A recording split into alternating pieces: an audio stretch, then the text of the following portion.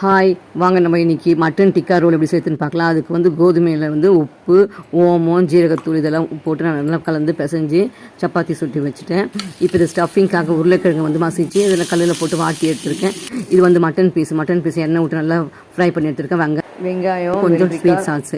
இப்போ கல் வச்சு முட்டையை நல்லா பெப்பர் சால்ட்லாம் போட்டு அடிச்சுட்டு அதை ஊற்றிட்டு அதுக்கு மேலே அந்த சப்பாத்தி சுட்டு வச்சுருக்க சப்பாத்தி அதில் போட்டு எடுத்துடணும். அது மேலே கொஞ்சம் சாஸ் நல்லா தடவிட்டு இப்போ ஸ்டஃபிங் வந்து உருளைக்கிழங்கு வந்து மசிச்சு வச்சுருக்குறது, அது ஆனியனு, அப்புறம் வந்து மட்டன் சுக்கா அது வந்து டிக்கா மாதிரி நல்லா ஃப்ரை பண்ணி வச்சுருக்கேன் பெப்பரில் இதெல்லாம் போட்டு.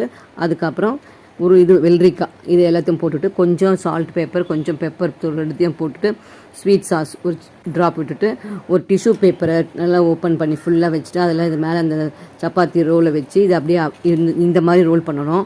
இதுக்கு அப்படியே சுருட்டிட்டு அடியில் வந்து கொட்டாமல் இருக்கிறதுக்காக அதையும் கொஞ்சம் நல்லா உள்ளே வந்து சொருகி விட்டுட்டோம்னா இப்போ மட்டன் டிக்கா ரோல் ரெடி. கல்கட்டாவில் ஃபேமஸான